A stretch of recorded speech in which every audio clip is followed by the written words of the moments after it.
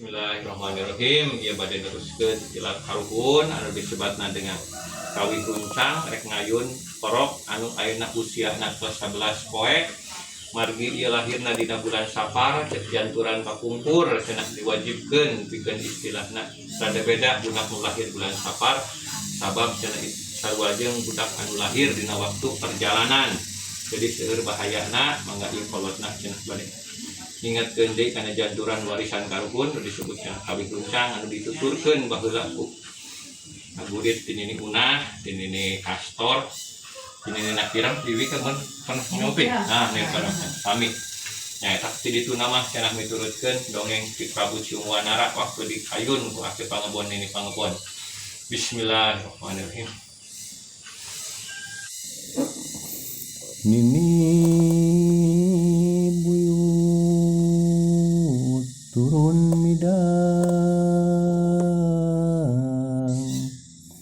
midangkeun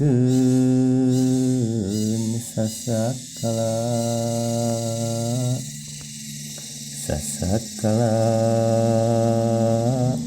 bulan gedena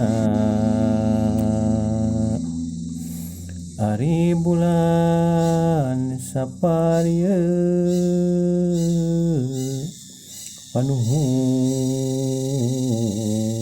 anu nyaur babatang ka anu nyabda nuhun hidep kaluluhur kasang rumuhun kasang nurgala mihapekeun kawih runcang mangka harus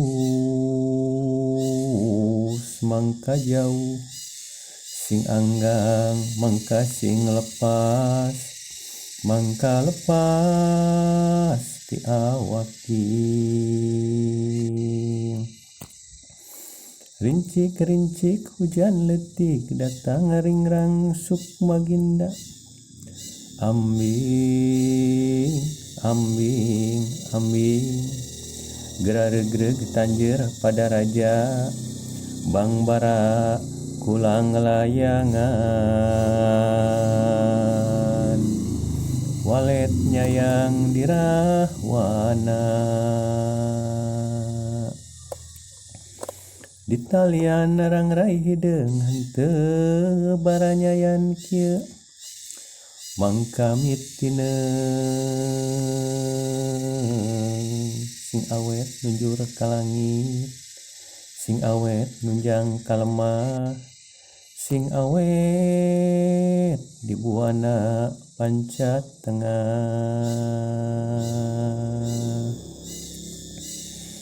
itu kurung manuk ngagantung di heuleut berang ngagantung di heuleut peuting ngagilir-gilir memenitan ku angin na tung-tung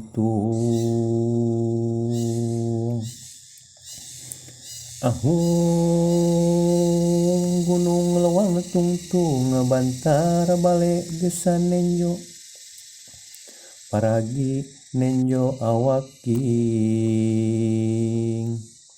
disin awal-awalan mentas di laut jero pipikiran sukmaginda kuda lenas pati